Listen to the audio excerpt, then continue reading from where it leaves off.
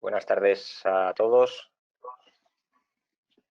Muchas gracias por una tarde más estar aquí a través de este medio, de este webinar que organizamos a través de Primfisio. Sobre todo, dar las gracias a Mariano, que ha tenido unas semanas complicadas, porque en primera persona ha sufrido todo lo que está sucediendo en el mundo. Y bueno, pues se ha recuperado como un campeón y encima no ha puesto ninguna pega y nos ha ayudado bueno, a crear esta charla y poder compartir con todos vosotros un poco lo que él, que está ahí a la cabeza, y todo su equipo de la Clínica Santel, del Hospital de Denia, pues un Adrián, una Marta, una Roser, todo el equipo ese que tiene ahí detrás tan maravilloso, pues es un poco lo que os va a poner, os va a exponer, con lo cual aprovecharle bien, y luego, en cuanto acabe la charla, pues iremos recopilando todas las preguntas o dudas que os surjan, eh, y se las expondremos para que os pueda contestar a todo ello. Con lo cual, Mariano, muchas gracias desde PRIM y todo tuyo. Vale, muchas gracias Roberto, gracias Nacho. Bueno, en primer lugar, nada, agradeceros la invitación para participar en estos webinars. La verdad que es un entretenimiento cuando uno está en casa con la telemedicina hoy en día y con todo el follón que llevamos de coronavirus. Y bueno, después, como dices tú, de haberlo sufrido, haber estado ahí un poco en casa sufriéndolo todavía, ¿no? Con el tema de los niños sin cole, con la enfermedad un poco, el problema de la disnea, etcétera. Pues la verdad que ha sido un entretenimiento más que hemos tenido. Entonces, en principio, pues agradeceros a vosotros, también toda la gente que estáis conectada, toda la gente que me ha demostrado el cariño para poder asistir a la charla. Y bueno, es un poco el compendio de lo que estamos haciendo a día de hoy y llevamos mucho tiempo trabajando, tanto en el hospital como en la clínica, después de la formación que seguimos realizando con muchos compañeros de distintas formaciones y ponerlo un poco en común para que pueda servir para que otra gente lo pueda utilizar.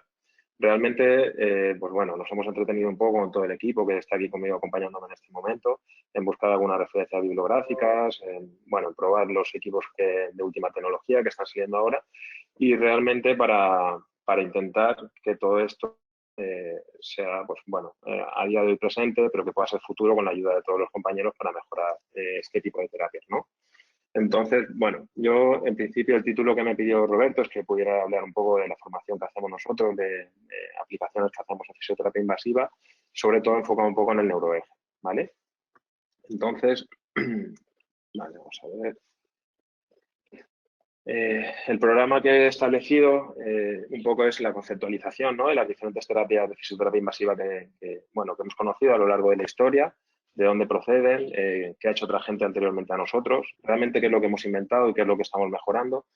Y luego, pues una breve definición de cada una de las técnicas invasivas que utilizamos nosotros, tanto en el hospital, en la unidad del dolor, como aquí en la clínica.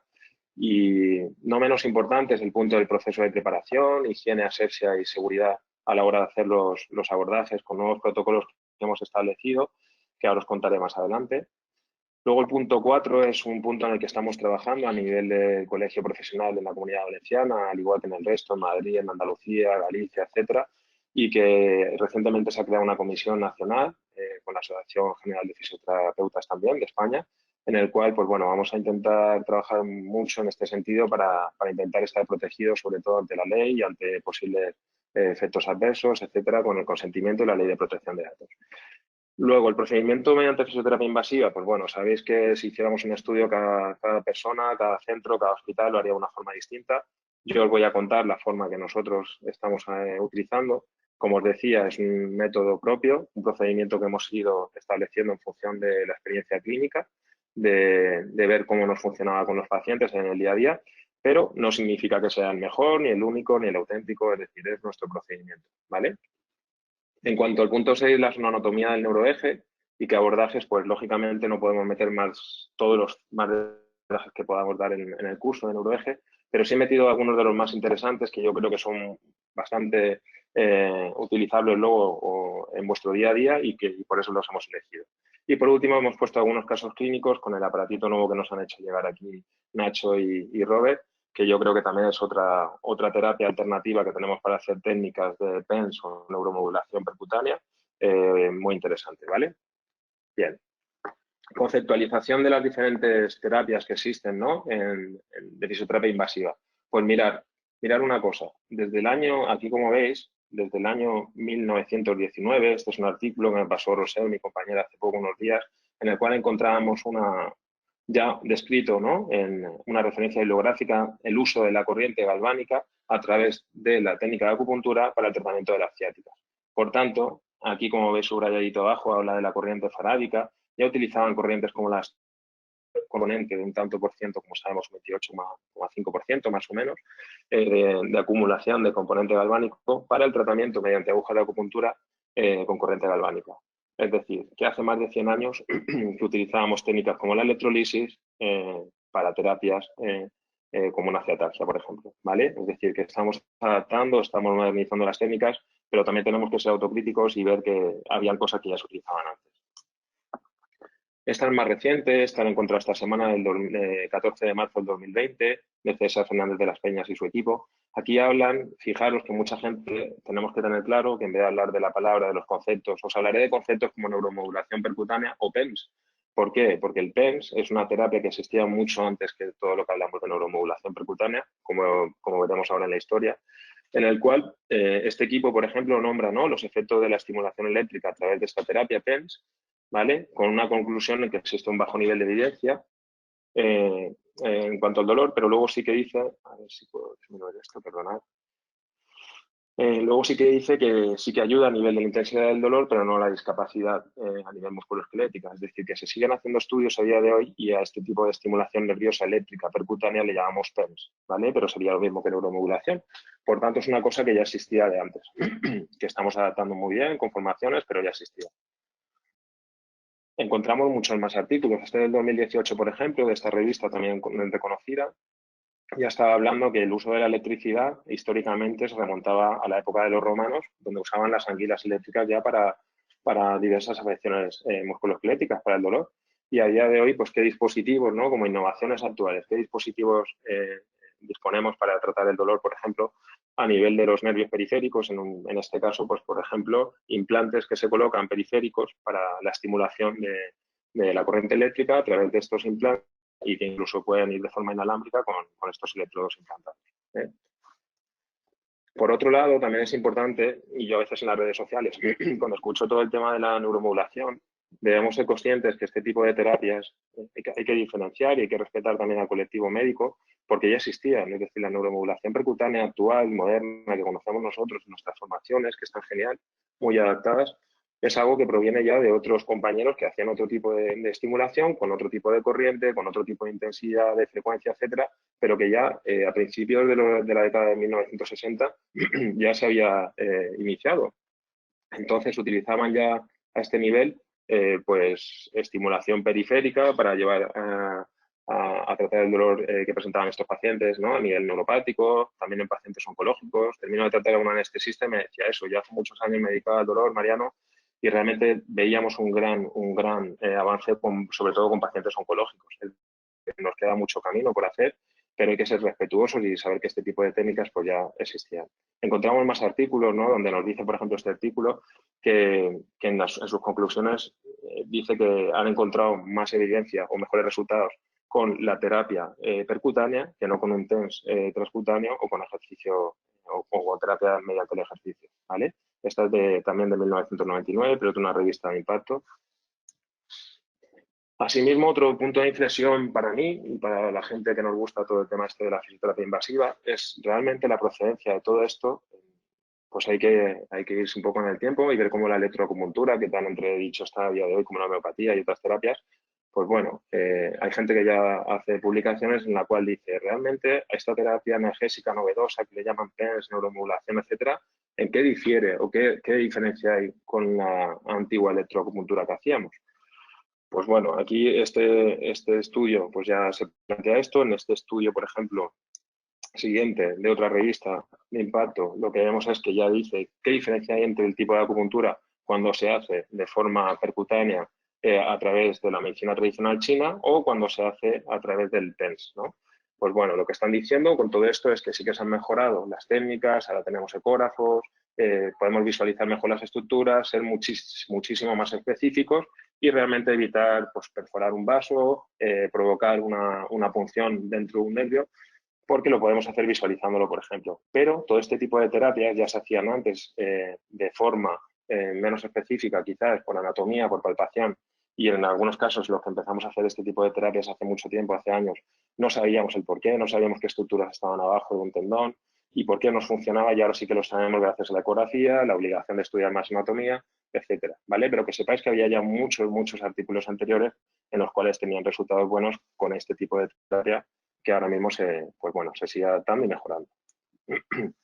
A día de hoy, pues bueno, si recogemos esta captura de pantalla, por ejemplo, que he sacado yo de un compañero, José Vicente Toledo, que es una eminencia en electroterapia, compañero aquí de Alicante, profesor de universidad, en el cual ya nos está hablando, por ejemplo, de la adaptación del TENS, de la técnica de transcutánea, a través de una aguja para hacerlo de forma percutánea.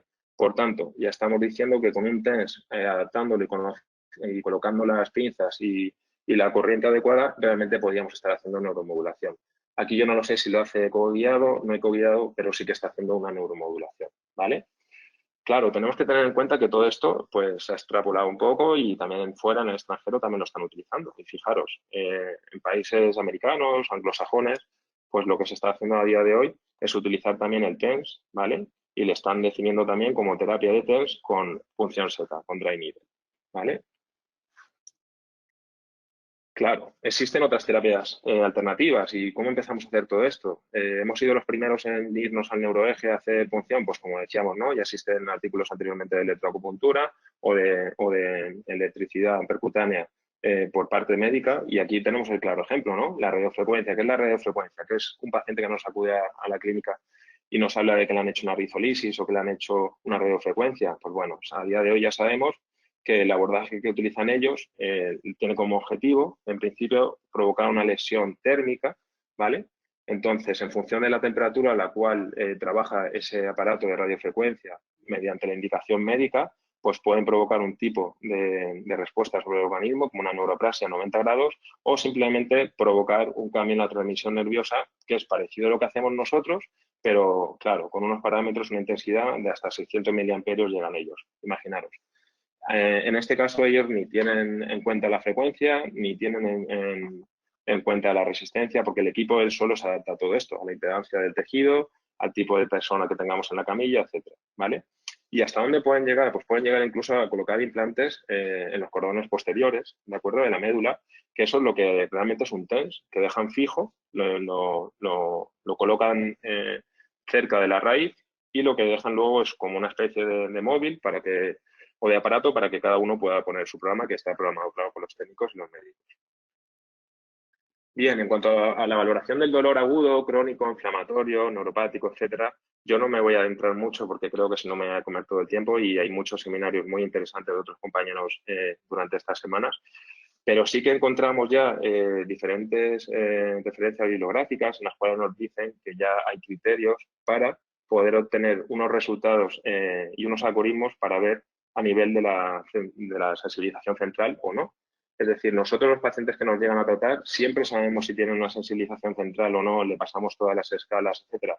Realmente no. Muchas veces vienen diagnosticados ya por los propios compañeros de la unidad del dolor o nos vienen a consulta como a todos vosotros y realmente les preguntamos el tiempo que llevan para saber si entendemos que es un problema mucho más crónico o es puntual, es un dolor más agudo y en función de eso, pues bueno, si tenemos algún tipo de duda, pues hacemos la anamnesis como todos vosotros y obtenemos este tipo de flujograma, ¿vale? ¿Qué entendemos nosotros por dolor nociceptivo, dolor inflamatorio, dolor más agudo, ¿no? A no ser que fuera un dolor inflamatorio reumático, etcétera, que podría ser más crónico. Cuando entendemos este tipo de dolor, el tratamiento que hacemos suele ser, dijéramos, menos agresivo, menos invasivo. Damos la oportunidad a que evolucione como debe ser ese dolor proinflamatorio normal al principio de cualquier traumatismo, cualquier mala postura, etcétera. Y cuando actuamos, por ejemplo, con pacientes de dolor neuropático, dolor complejo, que es los que nos llegan normalmente a la unidad del dolor, son pacientes que han llegado después de una cirugía fallida, múltiple, de columna, o pacientes después de una artrodesis de columna, después de una artroplastia de rodilla, bueno, le han hecho, por ejemplo, una radiofrecuencia en geniculados y luego nos lo envían para que sigamos nosotros pues, con tratamiento convencional de rehabilitación, fortalecimiento, etcétera, pero también con técnicas invasivas a día de hoy que sabemos que funcionan muy bien, ¿no? Para el tratamiento de la cicatriz, para el tratamiento de esos geniculados, de ese safeno, de ese ciático, etcétera, ¿vale? Bien, y en cuanto a las técnicas de fisioterapia invasiva, nada, una breve definición.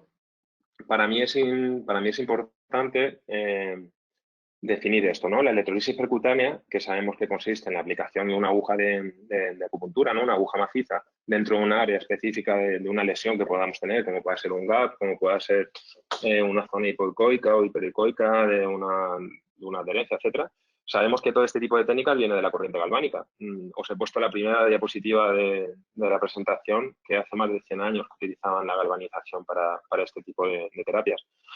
La neuromodulación percutánea coguiada, que tan de moda está y que yo creo que ha superado un poco la electrolisis en ciertos momentos ahora de la evolución de las corrientes invasivas, pues bueno, también es lo mismo que os he dicho, proviene del TENS, normalmente es una corriente de baja frecuencia que utilizamos a través de una aguja de punción cerca de la zona donde sabemos que pasa una terminación nerviosa, ¿vale? Si somos mucho más específicos y disponemos de ecógrafos, pues por supuesto lo haremos mejor. Y si no, muchas veces de forma involuntaria lo estábamos haciendo ya y lo haremos porque el sistema nervioso periférico, sobre todo a nivel ya muy sensitivo, muy cerquita de la piel, de las terminaciones nerviosas, pues es fácil de alcanzar, ¿vale? La punción seca, pues por último, para mí es una aplicación que también no hay que desestimar, es muy, muy útil, en muchos casos, como diría Jordi, nos da muchas alegrías, ¿no? Porque realmente lo que hacemos es establecer dentro de una zona o donde tenemos un punto de gatillo, una zona de lesión, un estímulo que en mi caso no lo utilizo de forma aislada y muchas veces lo hablamos con compañeros que son profesores de punción seca y les preguntamos su opinión al respecto y tenemos debates muy positivos en cuanto a, ¿es bueno aplicar después corriente eléctrica después de haber hecho una punción seca? Nosotros lo hacemos, realmente metemos una corriente de baja frecuencia después y entendemos que eso nos puede potenciar el tratamiento y puede mejorar un poquito el dolor post-punción, ¿vale? ¿De dónde procede la punción seca? Pues bueno, su gran hermano sería la acupuntura, que es la que tiene muchísimos años, y a partir de ahí pues empezamos con el Rainier. Bien, la electrolisis percutánea como tal, como decíamos, ¿vale? Es una corriente galvánica. Aquí tenemos su definición. A mí, en cuanto a los efectos, me parece interesante definirlos, el electrofísico y el electroquímico, y también su efecto de mecanotransducción al utilizar la aguja, ¿no? Y al realizar ese tipo de terapia con rotaciones, etcétera, para enganchar más tejido conectivo. ¿Y por qué es importante saber esto? Porque según sus efectos, sabemos que en una de sus definiciones habla de que es una terapia de ablación electroquímica local. ¿De acuerdo? Por tanto, a diferencia de una radiofrecuencia que utilizan los compañeros médicos, la electrolisis es una terapia no termal, en principio, es decir, que todos decíamos, ¿qué quema o no quema? Pues bueno, en principio se sabe que no quema, que no es una terapia termal, pero sí que provoca una ablación, una separación de tejidos que muchas veces nos puede ayudar en técnicas que utilizamos a nivel de compresión nerviosa. Entre los efectos electroquímicos, pues bueno, sabemos todo lo de la hidrólisis, sabemos la licuefacción y los cambios en el pH, que se comentó hace 2 años en el Congreso, que hay compañeros que están haciendo estudios muy interesantes en ratones ya para ver si hay cambios en el pH.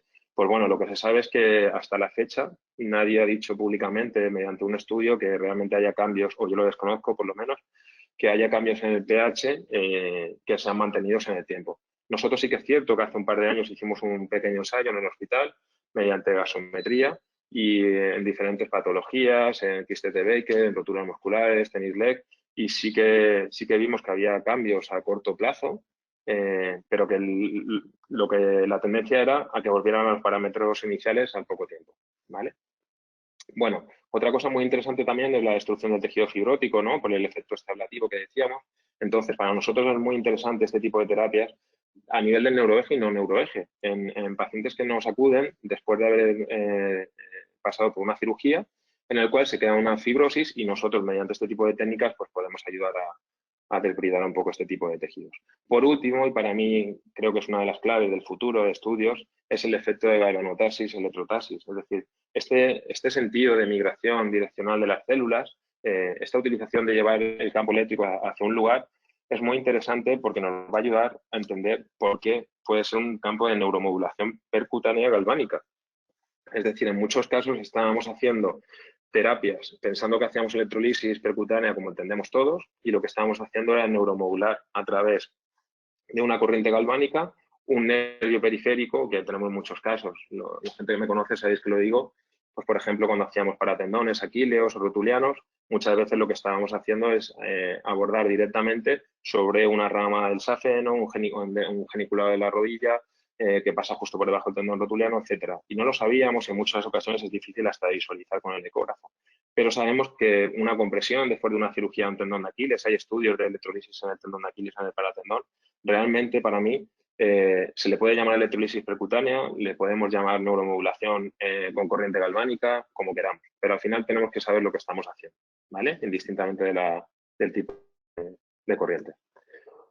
Vale, novedades, pues sabemos que están haciendo compañeros también estudios con picos de intensidad, ¿no? Hace poco una publicación, también se presentó en el último congreso que hubo en Madrid de fisioterapia invasiva, en el cual, pues bueno, utilizan otro tipo de terapia ahora, en el que con picos suben muchísimo la intensidad. A mí me recuerda, y la gente de los compañeros que me conocen se lo comento, me recuerda un poco que cada vez tenemos tendencia a acercarnos más a las terapias que ya existían como la radiofrecuencia. Por tanto, utilizamos dosis de intensidad con más miliamperios para intentar pues darle un input mayor a cualquier tejido que tenemos o incluso a esas afferencias que llegan al sistema nervioso central.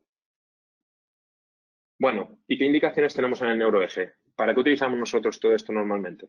Pues habitualmente trabajamos sobre puntos gatillos a nivel muscular, en fibrosis, trabajamos a nivel de la fascia, en compresiones nerviosas, a nivel de ligamentos, ¿no? Que podemos encontrar en la columna o articulaciones como la sacroiliaca, por ejemplo, a nivel de las diferentes facetas o cápsulas articulares que tenemos en la columna o incluso en lesiones crónicas postquirúrgicas que perduran y nos lo envían los médicos para ver si podemos hacer algo después. Claro, como conceptos, como nombre, podemos sacarle mucho, igual que existe la hidrodisección, la separación entre planos que utilizan nuestros compañeros, que a mí me ha enseñado muchas veces Marta, la compañera de la unidad del dolor, pues nosotros muchas veces entre nosotros decimos, claro, es que podemos hacer una electromecanodisección o galvanomecanodisección, es decir, estamos utilizando una corriente a través de un proceso de ablación para intentar separar o estimular esa terminación sensitiva que atraviesa por ahí, véase que sea el dorsal escapular, torácico largo, etcétera. Bien, en cuanto a la punción seca, pues por definición es la aplicación de un estímulo mecánico a través de una aguja en una zona de lesión. ¿Se puede combinar con electrolisis percutánea? Por supuesto. Hay un debate ahí si es más doloroso hacer la electrolisis o la propia punción. Hay gente que comenta que incluso, por ejemplo, la electrolisis a nivel del angular es menos dolorosa que una punción seca, por ejemplo. Entonces, nosotros normalmente no utilizamos la electrolisis como primera herramienta de trabajo. Empezamos con punción seca, empezamos con corriente alterna de baja frecuencia y si vemos que es necesario porque el resultado no es el adecuado, no será el esperado, utilizamos corriente galvánica, ¿vale? Aquí tenéis una definición de ambos, que tampoco me voy a detener mucho, pero bueno. Para mí este artículo es interesante y explica muchas de las cosas que vamos a hablar luego en cuanto a la punción seca. Pues bueno, como sabéis hay muchos autores como Jason y como Mosley, etcétera, que vamos a ver aquí. Aquí la punción segmentaria ya nos está diciendo bueno, que en artículos ya desde el año 2000 y anteriormente estábamos utilizando la punción a nivel de la musculatura paravertebral o paraespinal para activar una serie de aferencias para el sistema nervioso, ¿vale? Entonces, es muy interesante buscar este tipo de bibliografía para entender que lo que estamos haciendo a nivel del neuroeje ya existía también, no hemos inventado nada, simplemente estamos aprendiendo lo que hacen otros compañeros para intentar adaptarlo y mejorar nuestros procedimientos. Pero ya se hablaba, ¿no?, de la manipulación vertebral a nivel metamétrico, que lo continuamos haciendo con las técnicas osteopáticas, y luego cómo hacían o introducción de la aguja sobre la musculatura paravertebral, ¿no?, rotadores, multífidos, etcétera, en dirección a la lámina, con seguridad porque iban a chocar contra la lámina, pero a día de hoy lo podemos hacer con más seguridad a nivel ecográfico. Bien, ¿qué tipo de indicaciones utilizamos para la punción seca en el neuroeje? Pues también lo utilizamos con músculo. Los abordajes más habituales que nos suelen llegar a nosotros son pacientes con problemas a nivel, como vosotros, de trapecio, angular, paravertebrales, musculatura pelvitrocanteria o glútea, etcétera, ¿vale? Bien, podemos combinar la punción seca con corrientes de baja frecuencia, con corrientes difásicas, asimétricas no compensadas. Nosotros lo hacemos, ¿vale? buscamos a veces equipos que existen en los cuales esa simetría, al no estar equilibrado ese equipo, esa corriente bifásica cuadrangular nos permite tener un pequeño componente galvánico que puede tener ese efecto polar, ¿no? Entonces estaríamos hablando de una punción seca más una neuromodulación galvánica que decíamos. Bueno, pues puede ser una vía de estudio, puede ser interesante que trabajando en microgalvanización a través de la punción seca, pues pueda ser interesante también obtener resultados distintos. Bien, se puede utilizar también el test de acupuntura, test boost, con pointer, es decir, podemos utilizar con cualquier cosa, lo hemos hecho. Empezamos con la terapia con el pointer, de acuerdo a las primeras formaciones que hacíamos con neuromodulación, con la gente de MV Clinic, que ya utilizábamos el pointer, con Fran y Fermín, y realmente era muy efectivo. Ahí estábamos en frecuencias de 10 hercios y la verdad que funcionaba muy bien. Es decir, que era una cosa que ya funcionaba.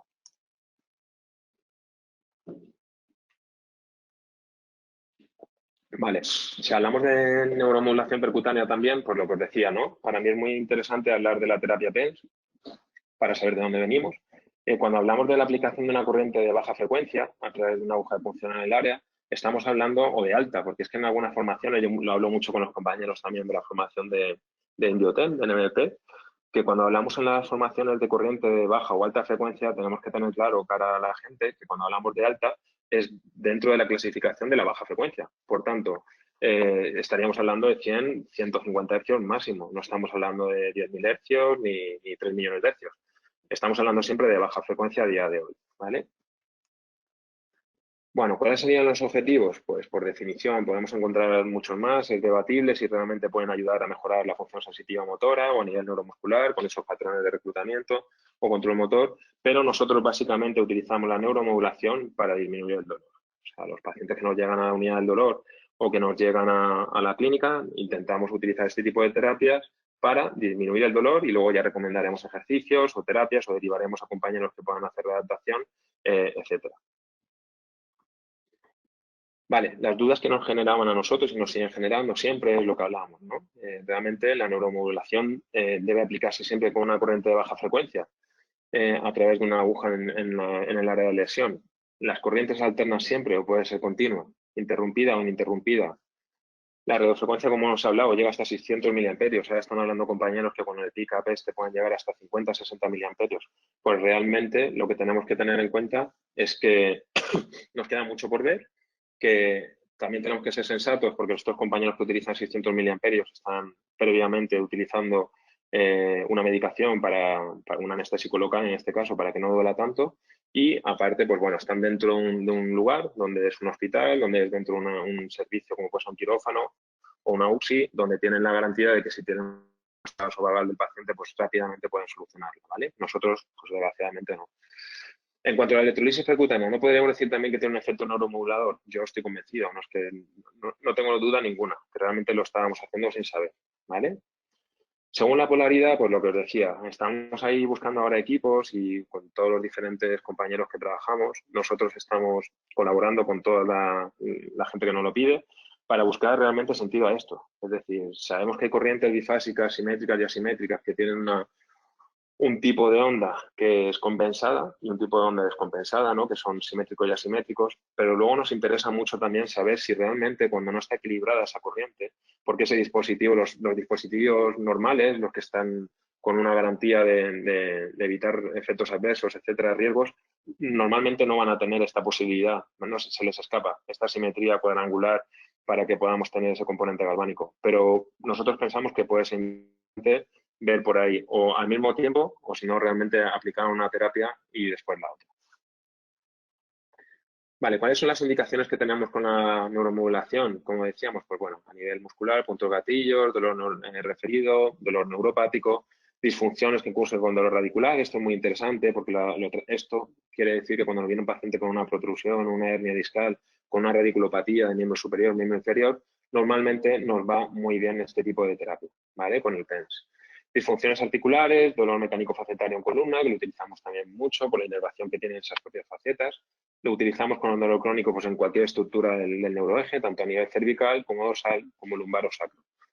Y luego también en disfunciones, como decíamos antes, ¿no? Cuando hablamos de la electrolisis, pues aquí pasa igual. Si tenemos una compresión, un atrapamiento, por ejemplo, del nervio de Arnold, que nos está provocando una cefalea, una neuralgia, igual que el nervio de Arnold, pues podríamos hablar del nervio occipital menor o el TON, pues realmente podemos hacer aplicaciones directamente sobre estos medios.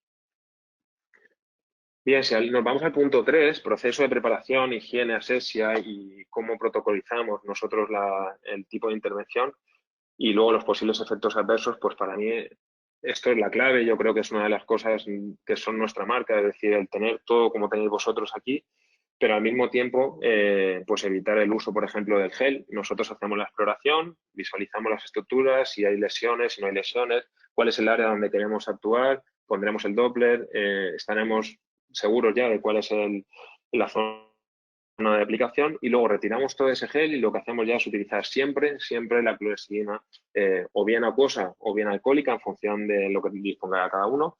Sabemos que la diferencia es que para proteger un poco más las ondas, si no se utiliza el cubresondas, que nosotros sí lo utilizamos, sería recomendable que utilizarais la acuosa. Si no, con la alcohólica y con el cubresondas sería perfecto, ¿vale? Entonces, recordamos, hacemos la exploración, retiramos el gel y luego utilizamos siempre, tanto para visualizar como para hacer la técnica invasiva, la clorexidina con tanto acuosa como alcohólica, ¿vale? Y yo creo que esta foto reciente tendrá menos de 24 horas, estando en la UCI ayer, y realmente después de tener que vestirme con 4 guantes quirúrgicos como veis aquí, con doble máscara, vamos, como si fuera un buzo, con una bata por debajo, un mono por encima, un gorro, pantalla, es decir, creo que no es tan difícil habituarnos a utilizar luego unos guantes, siempre, y luego tener una gasita cerca por si tenemos un pequeño hematoma, y tampoco estaría de más que en vuestros carritos tuvierais un pequeño apósito, porque en caso de un sangrado, pues yo creo que está muy bien la técnica de compresión isquémica, pero luego también por higiene deberíamos colocar este tipo de apósitos, ¿vale? Y bueno, efectos adversos. Esta diapositiva la hemos utilizado en algunos sitios, en algunos congresos ya. Realmente no pasa nada hasta que pasa. Es decir, que ya tenemos casos registrados y este desgraciadamente nos pasó el año pasado en el hospital con un compañero, con un amigo anestesista, haciendo un bloqueo habitual de los que se suelen hacer para una técnica de un supraescapular, ¿vale? Y fijaos, en menos de 24 horas, pues cómo podemos tener una sepsis e incluso fallecer el paciente, como pasó. Entonces, tenemos otros efectos que son menores, como son hematomas, como son episodios vasovagales, como pueda ser una infección, ¿no? Sin complicaciones, quemaduras eléctricas hemos tenido todos los que hemos empezado con la corriente transcutánea, con la iontofóresis, pues aquí también podemos tener. Y bueno, saber eso, que toda precaución es poca, porque sabéis que podemos hacer 100 buenas, pero como hagamos una mal, pues la gente, pues eso, lo que está pasando a día de hoy, ¿no? Esto es un claro ejemplo de que aunque tú controles mucho y te dediques a la formación y conozcas muy bien la ecografía del sistema nervioso, a nivel vascular, a nivel de tendones, de músculos, pues aunque estés convencido de hacerlo a diario, pues siempre puedes tener pequeños efectos adversos. Esta, por ejemplo, fue el congreso que un compañero, Josebi, se puso de paciente. Hicimos un abordaje, como veremos luego en el plexo braquial, ¿no? Y incluso visualizando perfectamente la vena yugular externa, que se comprime, como luego veréis, muy fácilmente, pues por la noche llegó a casa y me dijo, oye, que mira, que a mi mujer le he tenido que decir que vengo al congreso, porque si no, madre de Dios. Es decir, que realmente hay pequeños vasos que se nos escapan y en algunos casos pues puede ser que provoquemos un hematoma, no pasa nada. Se normaliza con el paciente, se le explica que no es un problema que vaya a llevarle más, pero que en caso de que tuviera cualquier complicación, pues que nos llamara. Más casos de complicaciones que podemos tener si colocamos el electrodo muy cerca de las agujas, como ha estado comentando esta semana también un compañero, Vicente Alepuz, que controla mucho la electroterapia también, pues decía, tenemos que tener cuidado a colocar el electrodo en el que está a la misma distancia, ¿no? Porque si no, ¿qué puede pasar? Pues podemos encontrar patología como esta, o sea, patología, podemos tener un efecto adverso como este, que encontremos pequeñas quemaduras a nivel superficial de la piel, ¿vale? En cuanto a consentimiento informado y la ley de protección de datos, es lo que os decía. Realmente tenemos dudas todavía a día de hoy entre que el consentimiento informado se deba firmar por el paciente y por el terapeuta en cada sesión o nos sirva para cada procedimiento. Y cuando hablamos por procedimiento estamos hablando de que si el paciente le decimos que tiene que hacer 4, 5, 8 o 10 sesiones que cada uno pueda preestablecer, deba firmarlo con una única vez o cada vez. Esto es una duda que tenemos desde hace mucho tiempo, desde hace 4 o 5 años por lo menos. Nosotros en el hospital está claro que lo hacemos una única vez, que realmente lo firma con el médico anestesista o el rehabilitador, que es el que nos hace, que es el peticionario. Por tanto, nos aseguramos que el médico es consciente de que es el que nos crea la indicación y el paciente lo firma, ¿vale? Pero está dentro de un procedimiento que sabe que va a durar durante 4 o 5 sesiones y que cuando finaliza tiene una revisión. Nosotros en la clínica, pues bueno, realmente lo pasamos una vez, pasamos igual que en la ley de protección de datos, pero estamos trabajando a nivel del colegio ya, ni en la Comunidad Valenciana, para intentar averiguar mediante, bueno, mediante el abogado si realmente es necesario por procedimiento, es decir, por neuromodulación, por electrolisis, por punción seca, por osteopatía, por ondas de choque, o si podemos tener uno que nos sirva para todo, porque si no, imaginaros lo que sería tanto procedimiento. El paciente se asustaría más que vernos disfrazados. En cuanto al procedimiento de fisioterapia que utilizamos, no me voy a entretener mucho porque nos queda y voy de tiempo ya regular, pero básicamente esto es importante para nosotros, ¿no? Tener el consentimiento previamente del paciente, luego la posición nuestra, pues sabéis que si no con la sonda pues puedes tener malos hábitos y dolerte luego el hombro, etcétera. Estar cerca, colocarte el ecógrafo y la cara del paciente siempre visualizando al mismo tiempo para poder estar más cómodo. Preparar el material siempre previamente, no levantarnos para buscar lo que necesitamos, garantizar la limpieza local. Yo siempre limpio una vez, visualizo, limpio otra vez, no hay problema. Ya veis ahora que tenemos que estar todo el día con el gel o con el Sterilium, pues bueno, es decir, que es una cosa que contra más mejor. Uso de guantes por terapeuta, pues ahora más que nunca, ahora ya como es obligatorio, pues no vamos a tener ese problema. Administración de algún anestésico local, pues nosotros lo seguimos utilizando en algunos casos en pacientes, por ejemplo, en una fascia plantar o en pacientes que no vienen muy sugestionados a nivel del dolor, pues sí que un paciente, por ejemplo, con una alodinia enorme, pues utilizamos el cloretilo para colocarlo. ¿Pero cómo colocarlo? O sea, tenemos que estar preparados para ponerlo y rápidamente hacer la punción. No vale colocar el cloretilo, me voy a buscar la aguja, porque eso son segundos. Y luego el seguimiento y valoración, muy importante después de la intervención, ¿vale? Bien. ¿Dudas o dónde viene el problema? Procedimiento no estandarizado siempre, porque encontramos que hay una serie de conflictos en función de las formaciones distintas que hay o compañeros que llevan mucho tiempo, de los cuales hemos aprendido mucho y seguimos aprendiendo. En cuanto al tiempo de aplicación de la corriente eléctrica, en cuanto a la intensidad que vamos a utilizar de esa corriente, la carga acumulada y el número y frecuencia de sesiones. Realmente sería un estudio interesantísimo que alguien cogiera, hiciera que recogiera datos, ¿no?, de todos los centros donde hacemos este tipo de terapias para ver más o menos la media por donde anda. Pero sabemos que ni todo el mundo utiliza al mismo tiempo, ni todo el mundo utiliza la misma intensidad, ni la carga, hoy en día que se habla tanto de la carga de la corriente eléctrica que tenemos que alcanzar. Muy interesante porque se acerca a esto que estábamos hablando de la radiofrecuencia, de que les da igual ya tanto el número de la frecuencia o otros parámetros, porque realmente lo que quieren es alcanzar una carga, que es en este caso sea 42 o 90 grados, y realmente van por ahí los tiros. Pero claro, tampoco tenemos muy claro a día de hoy qué carga acumulada necesita cada tipo de estructura, ¿no? O si hay estudios por ahí, yo creo que todavía no son concluyentes como para que nos podamos fiar al 100% con los equipos que tenemos. Bueno, en cuanto al procedimiento, lo que hablábamos. Para nosotros es muy importante saber, esto ya lo sabéis, todos los que hacéis invasivas, seleccionar la aguja adecuada, cuidado con la presión, utilizar el Doppler, ¿no? Utilizar el cubresondas con la piloresina y las medidas antisépticas que hemos hablado. Retiramos siempre el gel. El gel ya nos sobra. Nosotros ya no lo utilizamos ni para la exploración. Nos sobra con la cloresina. Y luego, en caso de provocar hematoma, pues bueno, la maniobra de compresión después de quitar la aguja con una gasa estéril, siempre al lado de la camilla y normalizarlo con el paciente. Vale, ¿qué más cosas ponemos novedades? Esto lo poníamos en una diapositiva que hicimos hace año y medio por ahí, porque lo que estuvimos haciendo son pruebas con agujas bipolares ya. Una de las dudas que nos surgía cuando hablábamos con nuestra compañera Marta es realmente lo que estábamos llamando neuromodulación percutánea, ¿lo es? Realmente las agujas que utilizan teflonadas los médicos para que tienen la capacidad de sensar, de ver realmente la temperatura de esa aguja, el paso de la corriente, y además están recubiertas solamente dejando la punta activa cerca de la zona diana que quieren tratar, que en este caso es el nervio. Las nuestras no están recubiertas, por tanto estamos haciendo una aplicación que puede ser ventajosa o no, no lo sabemos porque no hay estudios todavía tampoco, que nos digan que es mejor hacerlo con la aguja nuestra que no tiene esa cubierta, sobre tejido celular subcutáneo, sobre fascias, sobre músculos, nervios, etc. Por tanto, otra cosita que vimos es el uso de este tipo de aguja, que era un poquito más gruesa, y ver cómo funcionaba, y también hacer las corbatitas estas, ¿no? ¿Por qué? Porque teníamos el problema de que la aguja se nos movía. Si hacíamos aplicaciones más duraderas de 15, 20 minutos con este tipo de terapia, la aguja se movía y no había forma. Entonces, al principio lo fijábamos así, hasta que vimos que mucho más aséptico, mucho más sencillo, mucho más barato y mucho más estético hacerlo, por ejemplo, con el Omnifix este que se utilizan nuestras compañeras de enfermería en un hospital para coger las vías, como una vía radial, etc. En cuanto a dosificación del tiempo que vamos a utilizar, pues de nuevo mucha controversia porque diferentes compañeros van a utilizar un tipo de terapias. A día de hoy se sabe mejor porque incluso están apareciendo estudios diferentes de compañeros que están trabajando muy duro para ver si realmente ya no es tanto el tiempo, sino el tipo de frecuencia o el tipo de intensidad o el tipo de rampa. Es decir, que van a aparecer muchas cosas al respecto.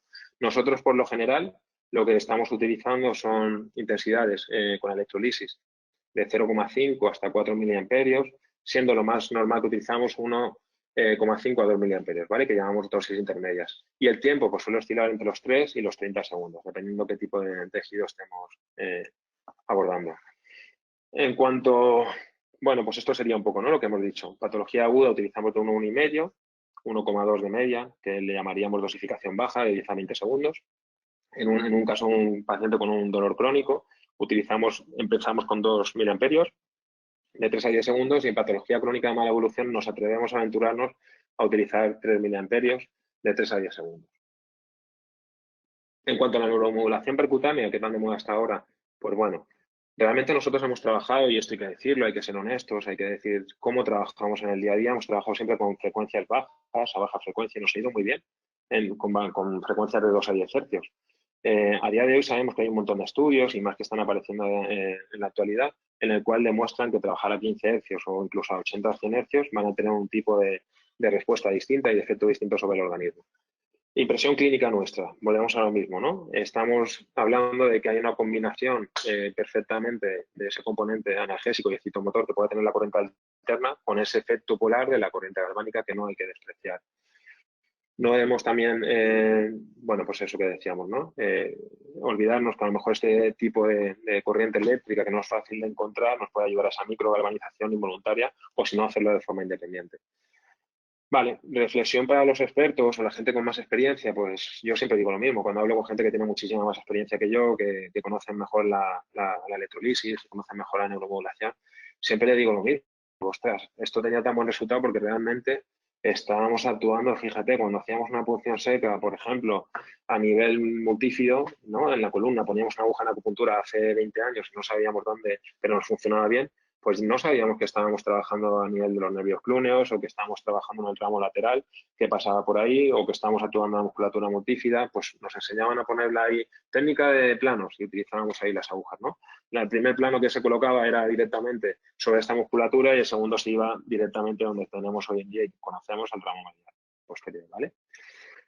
Entonces, si nos tiramos un poco a sacar información que tenemos ya de hace mucho tiempo, este sería una tabla del TENS donde ya hablan del TENS convencional de alta frecuencia con dosis alrededor de los 100 hercios, que sabemos que es rápida pero poco duradera en el tiempo y se utiliza para lesiones agudas. Utilizábamos el TENS, el AcuTENS, el TENS de baja frecuencia con dosis de 1,5, 2, 4 hercios y sabíamos que ya hay una contracción, no es tanto el cosquilleo, y que suele ser un poco más duradera y para lesiones crónicas. Y no hay que desechar, por eso hablábamos del TENS del Burst, ¿de acuerdo? De ráfagas, porque combina los efectos de una y otra. Entonces es muy interesante también poder utilizarlo. Vale, esto sería un resumen de cómo utilizamos nosotros este tipo de parámetros. Para el dolor agudo, radicular, por ejemplo, utilizamos frecuencias de 80 a 100 hercios más altas y, por la teoría, como todos conocéis, del gate control, y cuando es dolor crónico, pues estimulación de fibras C de 1 a 4 hercios y influencia analgésica sobre el sistema endógeno, ¿vale? Tenemos mucha bibliografía al respecto. Aquí vemos cómo según Han, ¿no? Cómo podemos trabajar con este tipo de fibras nerviosas, la encefalina, a ver, están aquí las tres, sí. Sí, se ven bien, ¿no? La imagen. Vale. ¿Cómo podemos actuar sobre diferentes fibras, tanto si actuamos a 2 hercios como si actuamos a 100 hercios con las dinorfinas, por ejemplo, también? Lo que es muy interesante de esto es ver que cuando estamos trabajando a 15 hercios, que a veces lo olvidamos, estamos en 2, estamos en 100, estamos en 10, estamos en 80, pero fijaos que hay estudios que dicen que en 15 podemos actuar sobre todas. Y, por ejemplo, aquí tenemos un cuadro en el que nos dice cada una de ellas cómo influye sobre la inorfina, sobre la sustancia P, 10 hercios, por ejemplo, que utilizábamos antes y nos iba también, sobre la inorfina, endorfina. Bueno, este cuadro es muy interesante, yo creo, porque es resumen de que para nosotros es importante hacer un barrido con diferentes frecuencias para no quedarnos cojos en pacientes que no funcionen bien con la baja frecuencia, por ejemplo. Bien, tenemos un artículo que es muy interesante también, en el cual ya nos está diciendo eso, ¿no? Que la alta frecuencia de 100 hercios produce la liberación de dinorfina, mientras que la de 15 hercios favorece la liberación de los tres opiáceos al mismo tiempo. Por tanto, en la electroacupuntura ya había estudios en el que utilizaban la de 2 y la de 15 por los efectos prolongados, además de la de 100. Es decir, que es interesante ver que a lo mejor el barrido entre 2, 15 y 100, como hacemos nosotros actualmente, funciona bien. ¿Vale? Aquí lo tenemos, como cada una de ellas actúa sobre sobre distintas fibras nerviosas y cómo puede ser interesante hacer un barrido con las tres. Vale, es importante siempre pensar en la adecuación de la corriente eléctrica, que también tenemos que estar siempre, aunque coloquemos al paciente con este tipo de terapia, no podemos dejarlo irnos a otra sala, etcétera. Nosotros colocamos la fijación para no estar sujetando la aguja, pero estamos con el paciente y es importante esa adecuación de la corriente siempre. Por tanto, tenemos que estar siempre controlando esa intensidad, esa frecuencia, etcétera.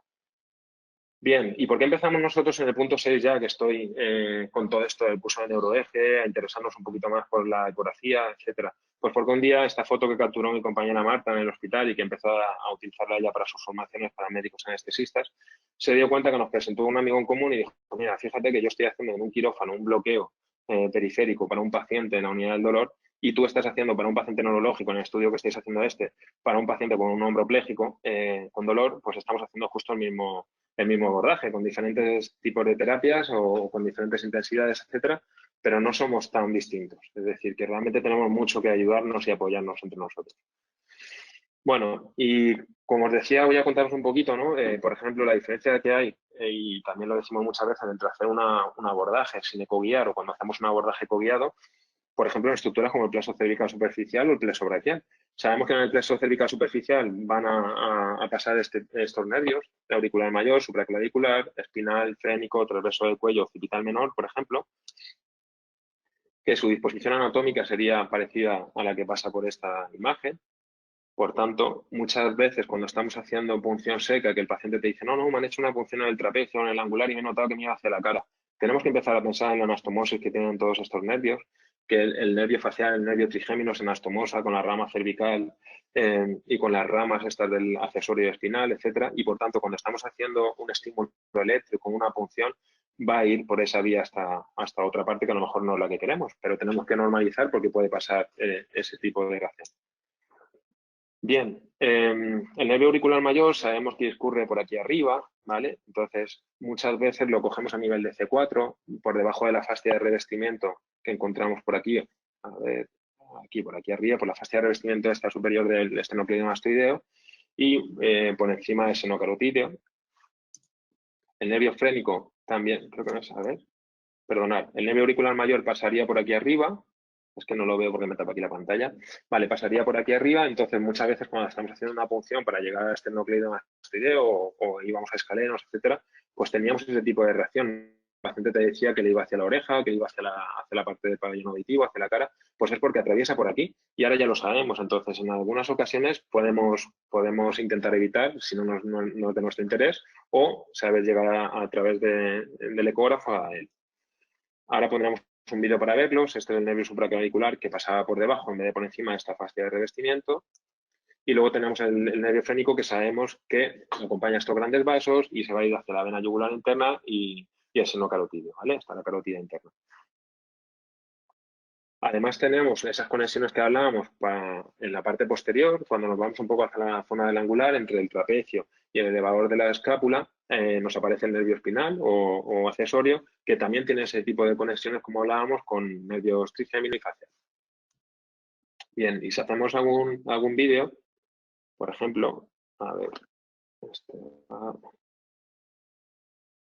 a ver si tiene que cargar el vídeo.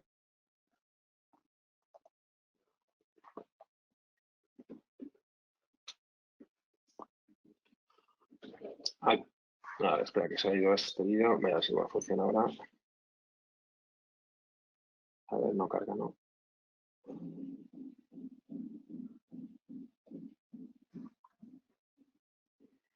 A ver si quiere cargar y si no lo explico no pasa nada. Como me marca un vídeo no pasa nada. A ver ahora.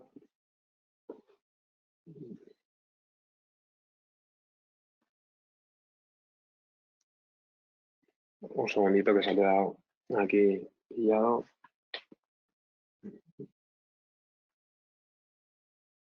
No me ha pasado mucho para enterar demasiado. A ver. Bueno, da igual, vemos este vídeo que no pasa nada. Aquí vemos, por ejemplo, un vídeo en el que estamos observando ya la glándula tiroides, donde vemos el homoyoideo, donde vemos aquí ese septo que se veía del esternocleidomastoideo, vemos la vena yugular interna, la vena yugular externa nos aparecerá por aquí, aquí vemos la carótida, por aquí pasaría el nervio vago, aquí tenemos escaleno anterior, escaleno medio, por aquí pasaría el nervio auricular mayor que estábamos hablando y este de aquí sería el supraclavicular, ¿vale? Entonces, esto es un abordaje muy interesante porque todo esto que empezáis a ver por aquí son las salidas ya del plexo braquial. Esto que podemos visualizar aquí sería la arteria vertebral, que nos estaría indicando que estamos a nivel de C7, donde ya hay una ausencia del tubérculo anterior y por tanto se puede visualizar. A ver si aquí se ve este vídeo. Vale, lo que os estaba diciendo, ¿no? Aquí vemos el plexo cervical superficial que pasa por aquí, esternocleidomastoideo, vía aérea por aquí, esófago, por aquí vemos la vena y la arteria. Y por aquí estamos viendo que es la arteria vertebral. Normalmente colocamos el doble para saberlo y lo que buscamos son esos tubérculos, ¿vale? Tubérculo posterior y tubérculo anterior que nos van a ayudar a identificar en la zona donde estamos. Es importante, pues siempre, bueno, saber que aquí a nivel del escaleno medio tenemos también otras estructuras que aparecen como son el dorsal escapular y el torácico largo y que muchas veces cuando hagamos abordajes en el neuroeje a nivel del plexo braquial para patología como hablábamos antes de hernias discales, radiculopatías, en algunos casos vamos a encontrar una respuesta motora visible del diafragma por la estimulación del nervio frénico que sabemos que pasa por aquí, ¿vale? Bien, en este vídeo si ascendemos con la sonda, lo que vamos a empezar a visualizar es que ya se ve la copita donde se ven esos dos tubérculos, anterior y posterior, y nos quiere decir ya que estamos en niveles más altos, de C5, C4. Entonces ya podemos ver la división del seno carotídeo. Vemos que aquí la carótida se divide, ya pasa de 1 a 2 y ya sabemos que estamos a nivel de C4, ¿vale? Entonces, es un punto que utilizamos muchas veces para saber a dónde estamos. Cuando se produce esta división del seno, nos puede ayudar si queremos ser más selectivos a la hora de hacer un estímulo a nivel de esa raíz que emerge, ¿no? A nivel de C4, C5, C3, etcétera. Por aquí continuaríamos viendo cómo pasa el plexo cervical superficial, el frénico que se va a ir con los grandes vasos, ¿vale? Vale. Bien, este es otro vídeo que sería un poquito más alto, ¿de acuerdo? Lo que estábamos hablando, que son los tubérculos, es exactamente lo mismo. Voy a pasarlo porque creo que voy un poquito justo de tiempo, pero sería lo mismo. En la ecografía veríamos los tubérculos, veríamos estructuras que van saliendo aquí, van emergiendo y entonces son las raíces. Si queremos hacer un abordaje de todas las raíces, podemos visualizar, como veíamos al principio, todas que están aquí en una disposición en línea y podemos hacer un abordaje tanto de anterior o de posterior siempre y cuando tengamos en cuenta el peligro de perforar o de pinchar la vena yugular externa, que si hacemos una ligera compresión con la sonda ya no se puede visualizar, ¿vale? O sea, realmente la complejidad aquí está en acordarse de no comprimir. Hay que levantar la sonda un poco para no comprimir la vena yugular externa que nos aparece más superficial. Bueno, pues el abordaje sería este, que hemos descrito nosotros. Bien, es mejor hacerlo por vía anterior, por vía posterior, escaleno anterior, escaleno medio. Realmente es mejor hacerlo por donde mejor se pueda hacer en cada paciente. O sea, aquí la variabilidad anatómica es enorme y, por tanto, la vena yugular externa nos puede aparecer aquí, nos puede aparecer aquí, nos puede aparecer en el otro lado. Entonces, entraremos por donde mejor espacio tengamos.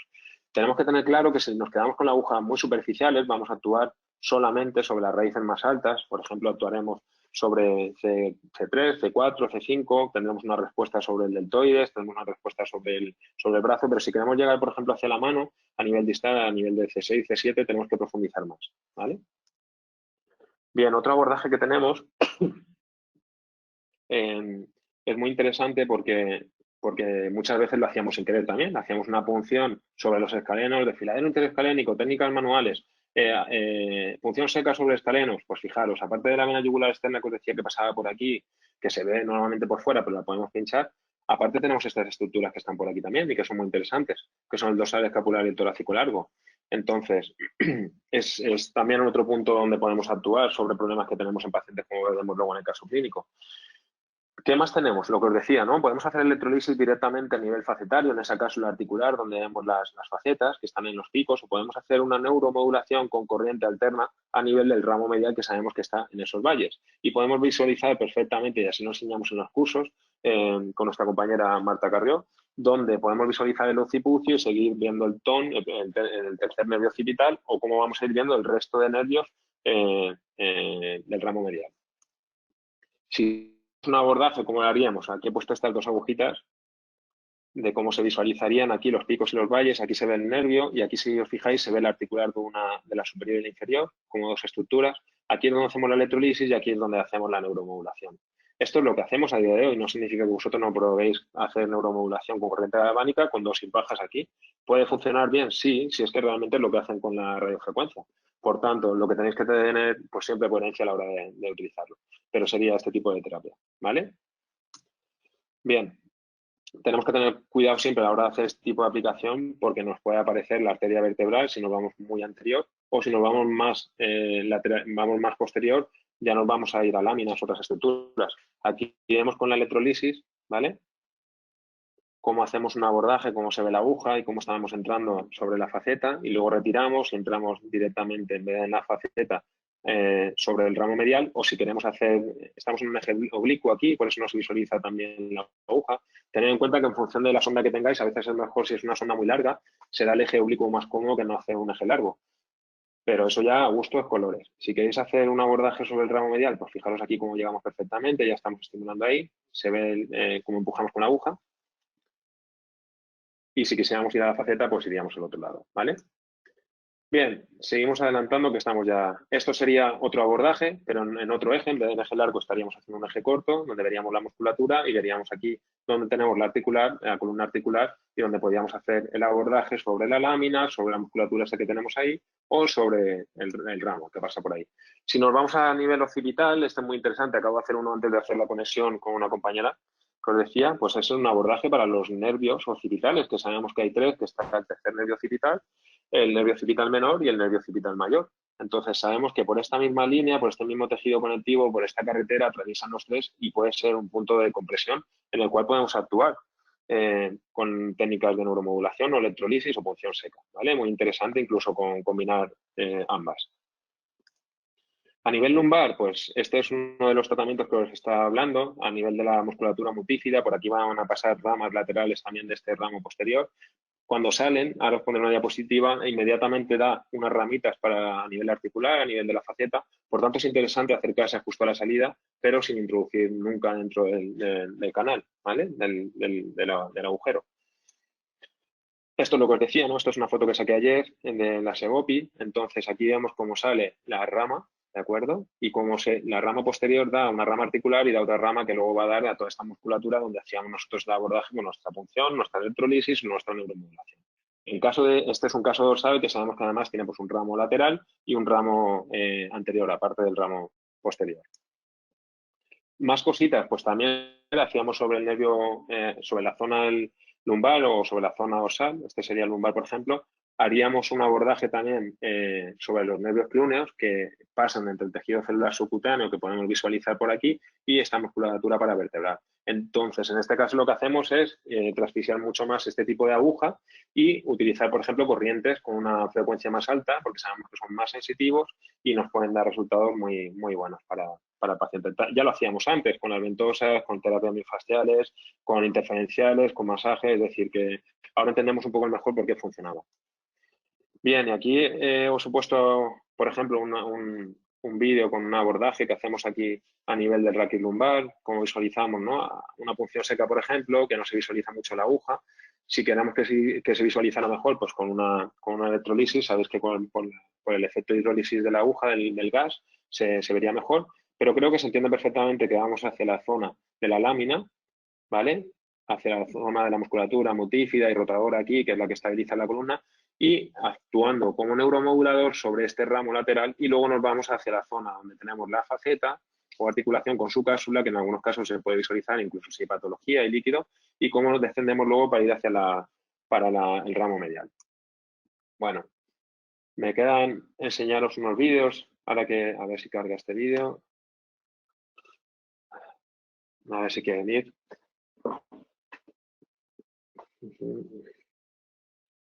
Llevo una hora, ya sé que me estoy pasando. Disculpadme, me quedan solamente estos vídeos y acabamos ya enseguida, ¿vale? Pero me parece interesante para que veáis qué tipo de terapias podemos utilizar ahora con este equipo nuevo que nos ha llevado hace poquito.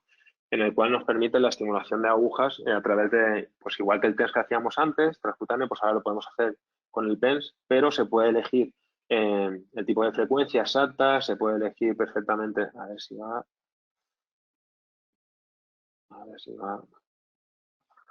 se puede elegir la anchura de pulso, a ver si funciona.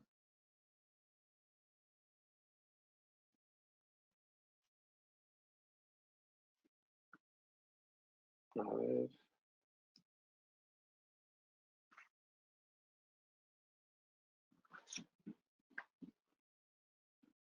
A ver, si no lo explico ya está, no pasa nada, ¿vale?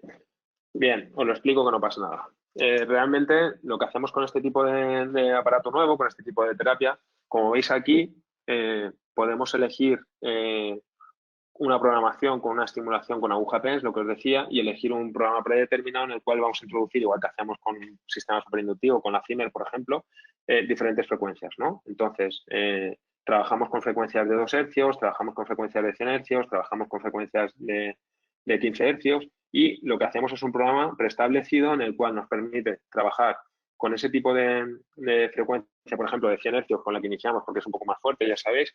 Entonces la dejamos durante 8 o 10 segundos, luego le dejamos un tiempo de repolarización durante cerca de un minuto y lo que hacemos luego es inmediatamente después trabajar con frecuencias de 2 hercios durante 5 minutos con una anchura de pulso mayor en vez de 120 microsegundos, aquí le podemos meter de 300 a 400 microsegundos, 5 minutos por ejemplo, y luego volvemos a trabajar con una frecuencia distinta de 15 hercios que como hemos dicho en la charla puede actuar sobre los tres tipos de fibras nerviosas distintas y podríamos trabajar luego de nuevo con 100 hercios durante tiempos reducidos, con una anchura de pulso más baja, dejando el tiempo de repolarización que necesita el potencial de acción y luego volver a trabajar con 2 hercios, ¿vale? Este es el tipo de terapia.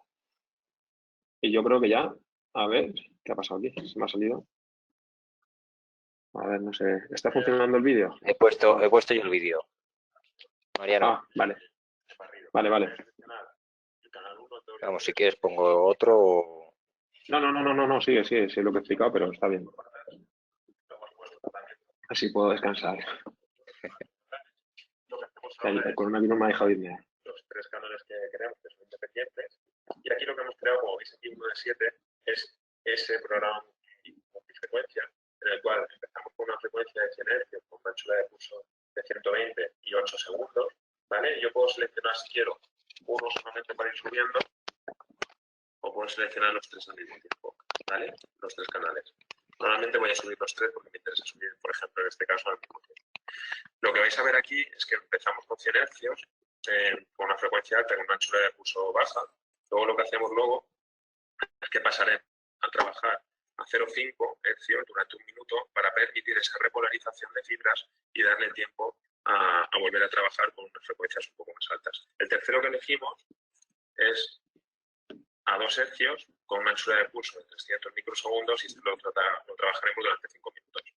Después trabajaremos con una frecuencia de 15 hercios porque sabemos que es intermedia entre las de 2 y 100 y nos permite trabajar diferentes fibras, tanto de un talante más crónico o más agudo, durante 3 minutos y con una anchura de pulso intermedia de 200 microsegundos. Luego pasaremos a trabajar de nuevo a 100 hercios, luego trabajaremos en 0,5 para permitirle, es como el tiempo de pausa, le dejamos en 0,5, que es muy soportable, el paciente apenas nota la sensación del paso de la corriente durante un minuto. Y por último, acabamos nuestro protocolo con 2 hercios, 5 minutos, con una anchura de pulso de 300. Como decíamos, vamos a seleccionar los 3 canales y lo que vamos a empezar entonces ahora es, nos vamos al primero, 100 hercios, y aquí seleccionamos 1, 2 y 3 y ya empezamos a subir la intensidad de la corriente. Vemos cómo empieza a pasar el tiempo, que son los... ¿Quieres darle tú otra vez a compartir tu presentación? Ahora pasaría. ¿Se ve? A ver, sí, venga, tengo que salir. A ver, esto hay que quitarlo aquí. Esto que es abrir, go to. Esperamos un segundito, ya comparto. Compartir, a ver si se ve. ¿Se ve? Se ve todo tu escritorio. Bueno, pues, Ahí, perfecto. no tengo nada que esconder. Muy bien. Vale, pues yo creo que explicando un poco, creo que se han visto algunos de los que grabamos anoche para enseñar un poco cómo utilizar la corriente a través de este equipo nuevo de neuromodulación. Y estos son casos de los cursos que hacemos en los que se puede ver perfectamente cómo hacemos con estas corbatitas un abordaje en el desfiladero interescalénico, que hablamos sobre el plexo braquial en patología. Es un paciente real que nos está en el curso con patología del plexo braquial, ¿vale? Con una radiculopatía. Esto es una paciente en el hospital también que nos acude con este tipo de patología y en el cual os decía que no es despreciable a veces el estímulo involuntario que podemos provocar sobre ese diafragma a través del nervio fénico, que sabemos pasa por eso. ¿Vale? Este es un caso que hemos tratado esta semana. ¿Se oye? Se oye regular. Vale, pues lo explico. ¿Lo explico yo? Entonces, si hacemos el batido, lo que estamos haciendo es un abordaje de bajo volumen, lo digo yo, ¿no? Vale, esto es un abordaje que hacemos para una paciente que nos, bueno, aquí tenemos la vía aérea de nuevo, aquí tenemos vena yugular, la carótida, el esternocleido mastoideo con su septo, aquí tenemos esa fascia de revestimiento por donde pasa el nervio auricular mayor, el nervio supraclavicular y aquí tendríamos escaleno anterior, escaleno medio, desfiladero interescalénico, ¿de acuerdo? Y lo que nosotros vamos a buscar ahora es aquí en el escaleno medio el torácico largo y el dorsal escapular, que está más superficial, eso que pasa por ahí, esas fibras, y hay que testar siempre. Una de las cosas que yo he aprendido con los compañeros de anestesia es que, a pesar de que creamos que tenemos siempre claro cuál es la zona o el abordaje que queremos, la topografía sonal es tan variable que realmente nosotros utilizamos más de una aguja sobre el mismo nervio por este sentido. Es decir, no podía meter muchas más diapositivas que explicaban esto, pero hay estudios que demuestran que cada centímetro el patrón axonal, esa diferenciación de la topografía del nervio puede hacer que estemos directamente sobre una terminación u otra y por tanto consideramos que en algún caso no hay que poner muchas agujas, pero tampoco quedarnos con una aguja. Aquí vamos a hacer la aplicación con una aguja directamente sobre el dorsal con esta paciente que nos venía en la zona interescapular y aparte del resto de terapias, pues hacemos esto. Como os decía, yo no he utilizado gel aquí para nada, lo que utilizamos es la clorexidina, siempre tenemos nuestro guante, nuestro contenedor, nuestro cajoncito donde tenemos los cubresondas, donde tenemos las agujas, etcétera, las gasas, y lo que hacemos es hacer el abordaje, lo vamos a hacer en un eje largo, respetando, fijaos, la compresión de la vena yugular externa, hay que levantar siempre la sonda para no comprimirla, vamos a entrar desde posterior, dejando la vía aérea aquí, con una aguja que no pueda llegar, lógicamente, nunca hasta la vía anterior, y vamos a intentar hacer una estimulación de ese nervio dorsal escapular, ¿vale?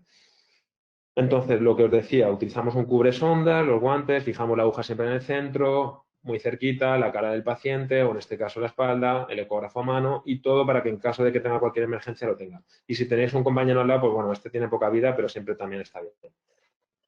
Este no respira mucho ya. Vale, pues vais a ver aquí la aguja. Si le tienes consumidito. Hay gente que se empeña en ver la aguja perfectamente. Realmente la aguja se puede visualizar viendo cómo empuja y si no estamos provocando ningún tipo de reacción, hay gente que es mucho más resonante y gente que no. Que en las formaciones queda muy bien ver siempre, pero la realidad es que en muchos pacientes que nos llegan a una unidad del dolor no somos capaces ni de ver realmente luego en las estructuras, ¿no? Por todo el tejido celular subcutáneo que tiene, gente de 80 años, con dolores de espalda, con sobrepeso, etcétera, pues imaginaros.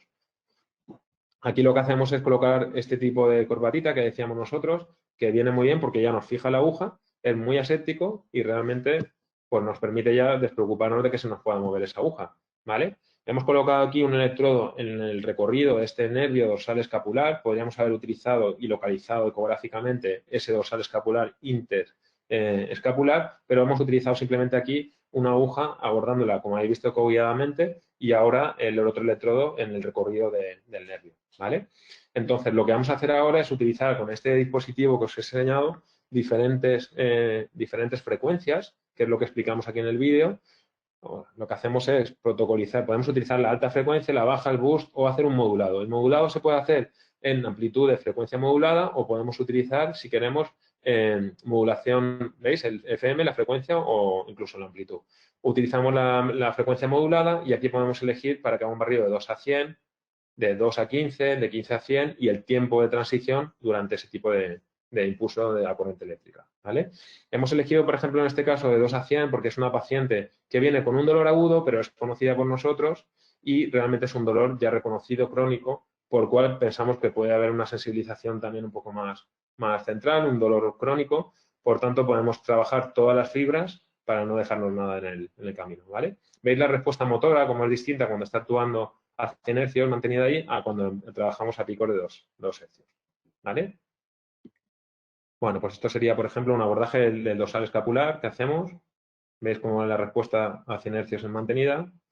Y luego, pues deciros, ya finalizando, que no todos los pacientes hacemos terapias invasivas, que también está muy bien trabajar terapia manual. Nunca hemos dejado de hacer terapia manual, nunca hemos dejado la terapia osteopática, ni la miofascial, nunca hemos dejado la readaptación, nunca hemos dejado la terapia bueno, biopsicosocial con los pacientes para trabajar con recomendaciones posturales, etcétera. Utilizamos otros equipos, como puede ser la alta frecuencia, pero no invasiva, con la radiofrecuencia, con la diatermia, con la TECARE. Utilizamos esta máquina nueva que también nos va muy bien, que han salido nuevas, el sistema superinductivo con la Zimmer, ¿no? La Enfield, que tantas alegrías nos da hoy en día porque hay muchos pacientes que no, bueno, nosotros nos llegan en el hospital a veces pacientes que llevan muchísimas sesiones de radiofrecuencia, infiltraciones, bloqueos, etcétera, y se sorprenden los médicos. Esta máquina nueva que tenéis que funciona tan bien y, pues bueno, intentamos combinar, la terapia, no sustituye una a la otra. Intentamos hacer terapias invasivas con los pacientes que no nos ponen problema con la terapia de alta intensidad, de magnetoterapia de alta intensidad, que también por ejemplo, en este caso utilizamos a nivel de preso braquial en un paciente, pues bueno, con una complejidad importante porque tuvo una sección completa del nervio radial, pero veis cómo tiene su propio estímulo también, ¿vale? Y bueno, nada, este es el equipo docente normalmente que vamos a los cursos, que la verdad que los cursos los hemos organizado con mucho cariño, cada uno en particular ha tenido sus peculiaridades porque hemos intentado que fuera muy familiar y que no se quedara nada en la chistera, lo contamos todo y que realmente pues consiste un poco en esto, en compartir toda la información que tenemos. ¿Hasta dónde no vamos a llegar con todas estas técnicas? ¿Qué nos depara el futuro? Pues bueno, esta foto también tiene poquitas horas. Y realmente, como os decía antes, pues bueno, yo creo que en la fisioterapia invasiva, la fisioterapia en general tiene un campo de actuación enorme, tiene un potencial de futuro enorme y yo creo que la clave será compartir, respetarnos unos a los otros y trabajar de forma conjunta para que nos respete el resto de colectivos médicos y para eso es muy importante siempre lo de la equipación bien.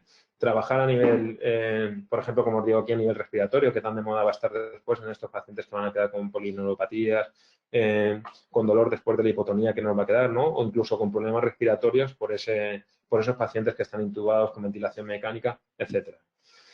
Y bueno, ¿qué más deciros? Pues que nada, que nosotros en nuestras redes de vez en cuando, pues tampoco es que seamos muy activos porque lo hacemos todos, somos asistenciales más que nada, hacemos algún ensayo de vez en cuando, pero sobre todo nos dedicamos a ver pacientes y cuando tenemos algún caso chulo, pues lo colgamos en nuestras redes para compartirlo con el resto de vosotros, ¿vale? Y nada, muchas gracias. Si tenéis cualquier pregunta, intentaré dar mi opinión y mi respuesta. Adelante, Robert. Genial, muy bien. Pues muchas gracias. Te hemos dicho 45 minutos, una hora, pues eso, una hora y cuarto.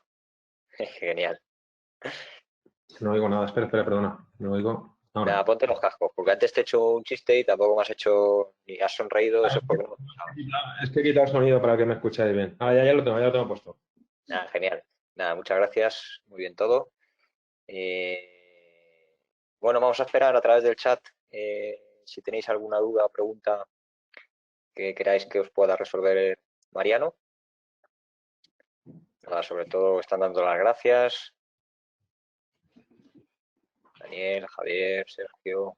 Bueno, hay gente de toda España, hay gente de Portugal. Roberto, había una pregunta ahí de Jordi, que si había cambios, pone ahí si hay cambios a corto plazo del pH. No sé Bueno, yo más que pregunta, no sé si es afirmación. Afirmación porque él estaba en el ensayo, o sea que se lo ha dicho él. Vale. Es uno de los partícipes del ensayo, o sea que exacto. Vale. En humanos había cambios a corto plazo, sí.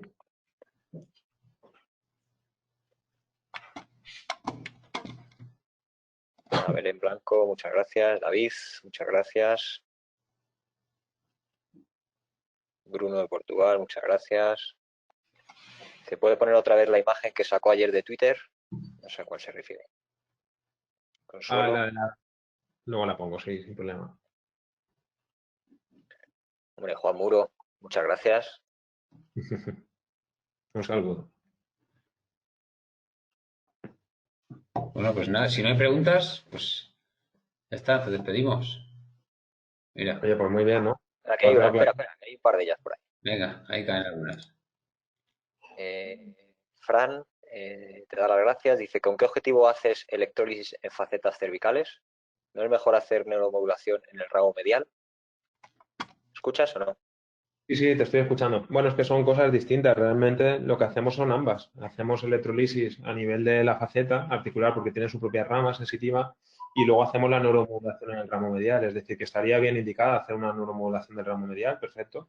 Nosotros lo que pasa es que en pacientes que nos vienen con una artrosis importante y que se ve, por ejemplo, líquido, o se ve una afectación en la faceta, pues también consideramos que el abordaje a nivel de esa faceta puede dar beneficios.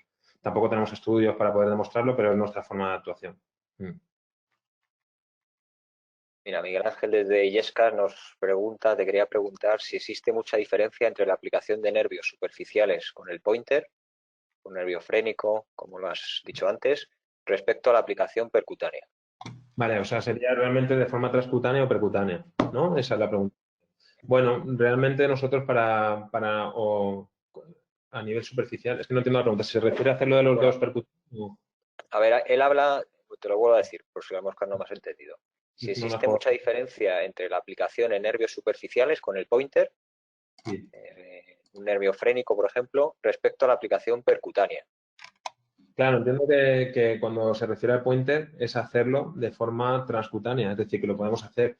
Nosotros lo hacemos de las dos formas. Es cierto que es más complicado a veces buscarlo de forma percutánea, pero también, igual que el resto de terapias, cuando utilizamos la aguja, no solamente tenemos el efecto de la corriente eléctrica, como hemos hablado antes en la presentación, hay un efecto también de mecanotransducción, hay un efecto a nivel de separación de planos, y hay una compresión, es decir, que puede haber otro tipo de terapias o de indicaciones o respuestas del organismo que no solamente son a nivel transcutáneo. Por tanto, beneficio, siempre riesgo. Si es un paciente que nos deja pincharle, que le ha ido bien de forma percutánea, lo hacemos así.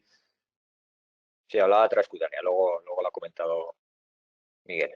Vale. ¿Alguna más? Por aquí nos preguntan, vamos a ver, el ejemplo del primer vídeo con abordaje de las ramas mediales son nervios sensitivos, aún así utilizabas todo el rango de bajas frecuencias, 2, 4, 10, 15, 80, 100, como en la diapositiva para conseguir todos los estímulos posibles. Dos preguntas. Primera, ¿notas mejores resultados con este rango de frecuencias que con una frecuencia fija alta? Y la otra, además cambias anchos de pulso y tipos de ondas, ¿todo eso lo haces en un solo programa o vas haciendo uno detrás de otro? No se te oye ahora. No se oye.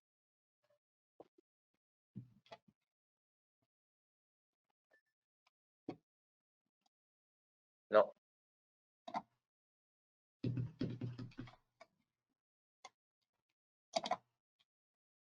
Ponte otra vez los cascos.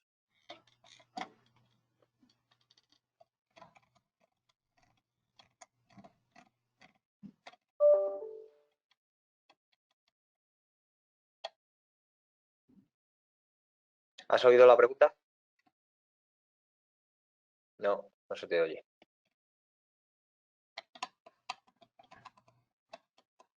Mira a ver en ajustes si tienes los ajustes bien del audio.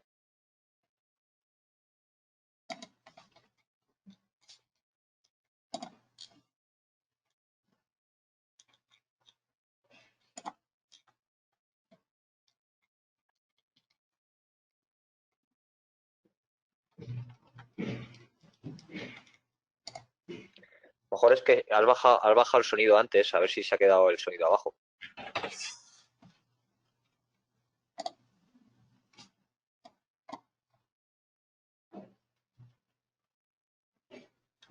No.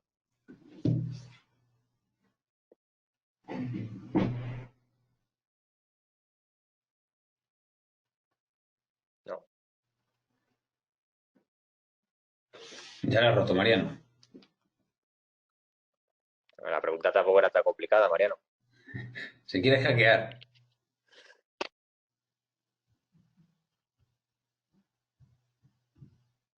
No se te oye.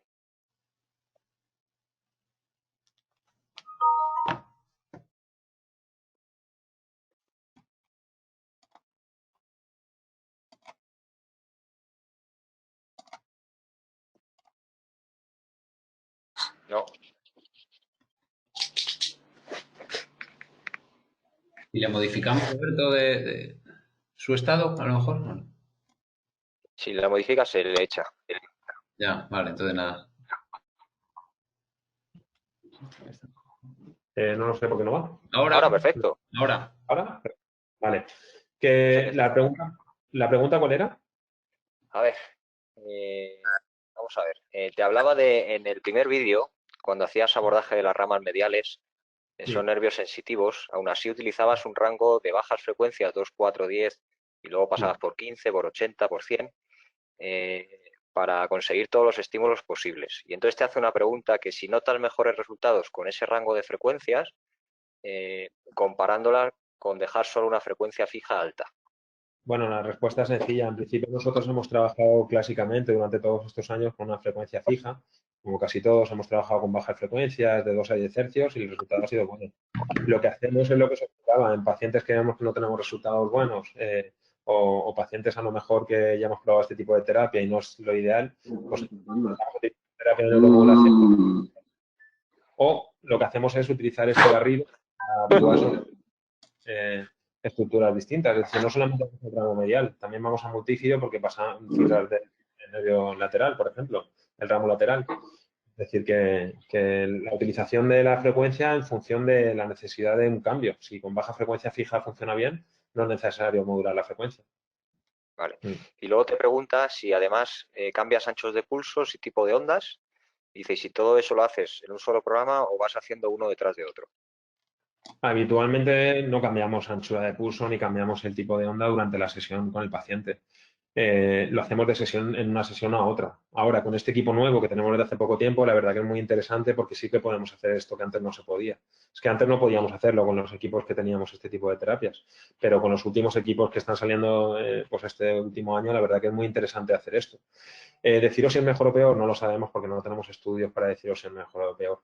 Pero desde luego consideramos que si antes nos funcionaba bien los 10 hercios, si nos funciona bien los 2, 4, 5 hercios ahora, incluso los 80, 100 hercios, pues trabajar con distintas frecuencias puede ser interesante, porque vemos los estudios que hay sobre el TENS y es lo que nos hablan los doctores. Vale, Ana Belén del Blanco nos indica pues, si puedes contar el abordaje del plexo lumbar y creo que añade con precaución de no perforar riñón en decúbito lateral. ¿Algún truco? Bueno, nosotros normalmente para hacer la aplicación, me imagino que la pregunta es cómo hacer el abordaje en la rama anterior, del ramo anterior, ¿no? Que es el que a mucha gente le interesa para tratar, por ejemplo, problemas de ciáticas, etcétera. Nosotros aquí hemos hablado del ramo medial, ¿no? El ramo posterior. El ramo anterior se visualiza mucho más lateral, entonces hay que ir a buscar pues sabemos que la primera línea están las espinosas, si viéramos la columna, la primera línea son espinosas, luego tenemos la lámina, luego tenemos la faceta de articulación y luego tenemos las apófisis transversas. Pues sabemos que el ramo anterior, que pasa justamente más lateral entre las transversas, tenemos que visualizarlo entre una transversa y otra. Cuando perdamos la transversa sabemos que nos vamos a colar ahí. Es mucho más seguro, como decía ella, hacerlo en un decúbito lateral e intentar ir con la aguja a buscar ese ramo anterior, siempre chocando si podemos con la transversa superior, ¿vale? Que está ahí. Entonces, la idea es no pinchar en perpendicular, sino pinchar en un eje largo, visualizando la aguja y quedándonos sin profundizar dentro del agujero de conjunción, ¿vale? Eso sería como lo haríamos. Vale, más gracias desde Salamanca, desde Portugal. Otra pregunta, ¿qué opinas sobre que haya, yo creo que has hablado un poco, sobre que haya una excesiva utilización del término neuromodulación? Dice, ¿no crees que puede llegar a hacer que haya una confusión general? Bueno, yo soy súper respetuoso con todas las formaciones, con todo. Hay un trabajo enorme detrás. Ahora, es cierto que también, pues eso, a veces hay que hacer un poco de autocrítica. El primero que lo hace soy yo, pensando que por eso he puesto todas estas diapositivas, de que hay muchas terapias que ya existían y que utilizamos este tipo de corriente, tanto de forma transcutánea como percutánea. Y cuando hablamos de neuromodulación, pues hay que también pensar que esa neuromodulación depende de dónde la hablemos. Si estamos entre fisios, pues bueno, no, perfecto, sabemos todos a lo que nos referimos, pero si estamos en un congreso médico, la neuromodulación que ellos utilizan en el TENS, que ya existía anteriormente, es incluso para implantar dispositivos, como hemos hablado a nivel de los ramos posteriores. Por tanto, hay un exceso de utilización de la neuromodulación. Pues bueno, mucha gente dice es que neuromodular puede ser incluso la terapia manual o un infrarrojo, es decir, que neuromodulación. Otra cosa ya es que le pongamos apellidos, percutánea, ecoguiada, musculoesquelétrica, etcétera. Pero realmente la neuromodulación es, pues como todos sabemos, es esa modulación a través del sistema nervioso. Podemos ser más específicos si lo hacemos de forma ecoguiada o no. Y no es una técnica. Más que la técnica que está definida, es un efecto, esa neuromodulación, ¿no? Nuestro amigo Jacinto Hombre, un placer. pregunta sobre qué papel crees que puede jugar la neuromodulación eléctrica en enfermedades neuromusculares como es la ELA. Es una pregunta compleja, no me esperaba menos del profesor. Bueno, nosotros no tenemos experiencia con pacientes con ELA. La experiencia que tenemos es pacientes con ictus, hemos tenido con ACVs y realmente los abordajes y las terapias que hemos hecho con ellos, pues hay un poco de todo. Hemos tenido respuestas a corto plazo muy buenas, pero que ha vuelto luego esa pérdida de funcionalidad, por ejemplo, de ese hombro.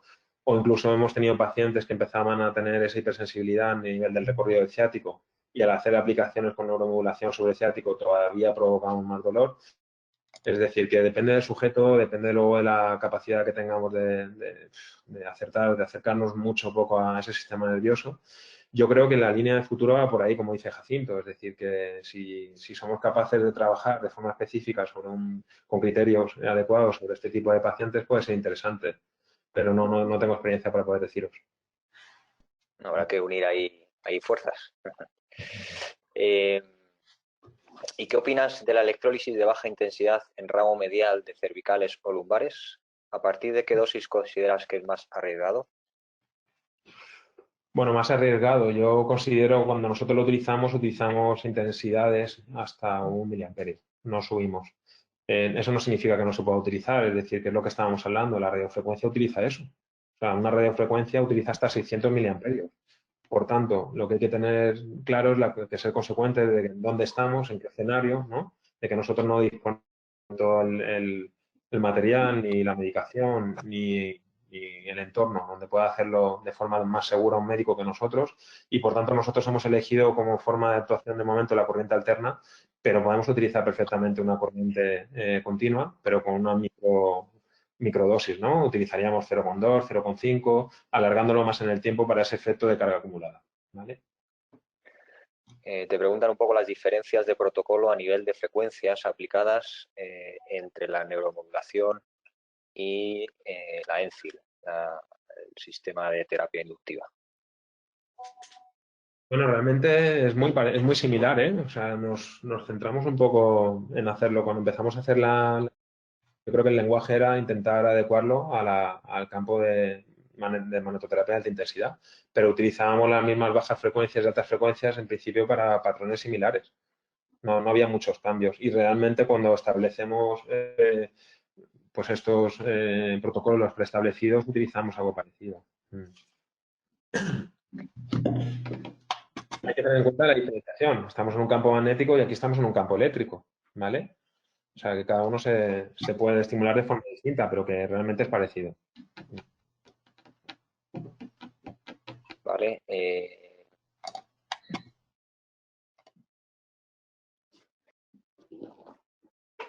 Esta te va a gustar. Las últimas teorías que hemos oído estos días, la de LTD y LTP, es que no se deberían juntar en la misma sesión. Vosotros sí Sí. que juntáis 2 hercios y 100 hercios. Bueno, a ver, los compañeros que están haciendo este tipo de estudios, que son compañeros y amigos, realmente, bueno, se basan en este tipo de teoría en el cual ellos no mezclan durante la misma sesión distintas frecuencias, ¿no? Entiendo para el LTD y el LTP. Realmente, bueno, es otra teoría interpretada y yo creo de gente que está haciendo trabajos muy interesantes y los cuales, pues, todo el respeto del mundo. Nosotros lo que estamos haciendo es trasladar lo que ya existe, que hay muchísimas publicaciones de terapia transcutánea de TENS, de ese barrido, ¿no? Entre 2, 15 y 100 hercios a lo que hacemos de forma percutánea. Pero vamos, ya te digo que es orientativo, tampoco lleva mucho tiempo trabajando con este tipo de barrido. Hasta ahora hemos trabajado, como os decía antes, con baja frecuencia con buenos resultados. Pero me Vale, parece súper bien. si te preguntan también un poco la relación de cada cuánto citas a los pacientes o cada cuánto tiempo hacer los tratamientos, dependiendo si es agudo, si es crónico. Vale, bueno, nosotros en principio, tanto como agudos como para crónicos, normalmente vemos a los pacientes en clínica y en hospital una vez por semana, ¿vale? Consideramos que es el tiempo necesario o adecuado para ver si hay algún tipo de respuesta de una sesión a otra. Eso no implica que no se puedan hacer 2 sesiones a la semana o 3 y que se puedan aplicar otro tipo de terapias, como hablábamos de radiofrecuencia, con la TCARE, con la diatermia, con la terapia superinductiva o terapias manuales o osteopáticas. Es decir, invasiva, nosotros una vez por semana y solemos citar durante 4 o 5 sesiones. Nosotros si vemos que durante 2 o 3 sesiones con técnicas, por ejemplo, como la electrolisis o la neuromodulación no tiene efectos positivos, intentamos cambiar. Vale, aquí Juan, Juan Muro pregunta que cuánto tiempo utilizas la electrólisis y pregunta sobre, la verdad es que ha sido muy, como muy rara la pregunta, pone, ¿y cuánto tiempo electrólisis a 1 miliamperio segmentario debe de estar con... Bueno, sí, no pasa nada. A ver, se puede explicar. Realmente diferenciaríamos ahí si el tratamiento es directamente con la electrolisis, por ejemplo, en musculatura multífida, con ese ramo lateral que hablábamos, ¿no? Donde podemos perfectamente dejar... Nosotros hacemos abordaje, no lo explicaba antes, pero sí que se ha visto el vídeo con 6 agujas, porque sabiendo que por similitud, por lo que están haciendo la gente antes que nosotros, con abordajes en radiofrecuencia, con 6 agujas de forma bilateral, colocando una por encima y una por debajo del nivel metamédico que tenemos ese problema. Lo que hacemos nosotros, por ejemplo, es perfectamente dejar 2, 3, 4 minutos con corriente galvánica a dosis bajas, ¿de acuerdo? Con 500 microamperios, no hay ningún problema en esa carga acumulada. Ahora, si queremos conseguir un input mayor en un punto establecido, determinado, donde somos capaces de que es el dolor a punta de dedo, etcétera, pues podemos utilizar un abordaje con 1 miliamperio, miliamperio y medio sin ningún problema. Y sería con menos tiempo, lógicamente, 5 o 8 segundos. Nos pregunta Tomás si puedes recordar la indicación terapéutica del ramo anterior y medial a nivel lumbar. La indicación terapéutica. Vale, nosotros hacemos abordajes en ramo anterior cuando tenemos una radiculopatía. Es decir, hay que saber diferenciar cuando tenemos un problema mecánico, que es un problema a nivel articular, a nivel de esa faceta, de ese multífido, de ese ramo medial, entonces hacemos a ese nivel. Si es un problema neurológico, es una compresión, una radiculopatía por una hernia, una protusión, etcétera, entonces hacemos ese abordaje sobre el ramo anterior porque es el que nos va a inervar hacia abajo, hacia distal. Por tanto, lo que hacemos es, como decía Juan Muro, ¿no? Un tratamiento, me preguntaba aquí en el chat, hacemos un tratamiento segmentario a nivel lumbar, por ejemplo, pero también a nivel distal continuamos en ese recorrido del nervio ciático. Y si tenemos un problema de dolor o parestesias a nivel peroneo o a nivel tibial, pues ya elegimos esa rama a nivel distal también. Ok. Saludos, Tomás. Te preguntan con qué frecuencia puedes estimular el punto ERB para una neuralgia de Arnold o directamente en el nervio occipital mayor o en el menor. ¿En cuál crees que provocaría mejores efectos? Realmente es muy importante evaluar cuál es la clínica con la que llega el paciente. Realmente sabemos que cada uno de estos 3 nervios occipitales tiene una región de inervación muy diferente, muy distinta, en función si sea más medial, más posterior o mucho más lateral. Por tanto, es lo que nos basamos un poco. Normalmente siempre hacemos con la misma aguja la aplicación sobre el GON, sobre el nervio occipital mayor, y después, si vemos que se va un poco más hacia la parte externa o hacia la parte interna, nos vamos más al tercer nervio occipital o nos vamos más al nervio occipital menor. Con la misma aguja podríamos hacer más de un estímulo a la vez, ¿vale? Si lo queréis hacer, como preguntaban antes, con el pointer se puede hacer una aplicación. Lo que hacemos nosotros normalmente es hacer, al mismo tiempo aprovechar para hacer una punción seca de las estructuras musculares que están por encima y por debajo, que aparecían antes en la imagen, que pueden ser también uno de los posibles conflictos que tenga ese nervio. Hablabas del uso de agujas, Juan Antonio García nos dice, de agujas clonadas y convencionales, si tenías alguna experiencia con las primeras. Bueno, la única experiencia que tenemos son ensayos, igual que hicimos con Jordi, con Marte, con Nacho del PH, pues hicimos ensayos también entre nosotros con compañeros con agujas bueno, teflonadas, con las agujas que se utilizan para hacer las electromiografías bipolares y realmente, pues bueno, la sensación es que es un poco más dolorosa porque al estar biselada estás cortando más tejido y en cuanto a la corriente eléctrica, pues bueno, es un poco más fina, quizás es más selectiva porque sí que la notas justamente en la punta, pero no te puedo decir resultados porque fue un ensayo puntual igual que las corrientes Travers, las hemos utilizado de forma puntual, de forma percutánea, por ese componente galvánico acumulado, el 28,5% que tiene la corriente farádica, pero tampoco tengo resultados como para deciros, pero creemos que es una vía de trabajo interesante. Sí, a colación un poco de eso, también te preguntan si utilizabas o has utilizado o utilizas alto voltaje en tus tratamientos. Sí, hemos utilizado las microcorrientes y el alto voltaje justamente por esto, porque entendemos que ese componente galvánico que pueda tener este tipo de corriente eléctrica nos puede ayudar a esa neuromodulación por ese efecto que decíamos antes de migración celular, ¿no? Que no solamente el efecto citomotor y analgésico, sino ese efecto polar que tiene este tipo de corriente. Exacto. Vale, pues estoy repasando un poquito si se me ha quedado algo en el tintero, que yo creo que no. Yo creo que no. Pues lo dicho, Mariano. Muchas Bueno, gracias. pues a vosotros y saludos a todos y por vuestro tiempo. Nos vemos en breve seguro y nos tomamos una cervecita. Claro que sí, eso está hecho. Venga, ¿Tú un puedes o ahora abrazo. ya no vas a poder tomar cerveza? Bueno, sí, en algún día podremos, digo yo. Espero, bueno, yo he seguido bebiendo cerveza a pesar del coronavirus. Así que hay que cuidarse. Lo dicho. Venga, Muchas un gracias a abrazo. todos por estar. Bien, muchas gracias. Hasta luego. Hasta luego. Adiós. Adiós. Hasta luego. Finalizar. Bueno, reunión.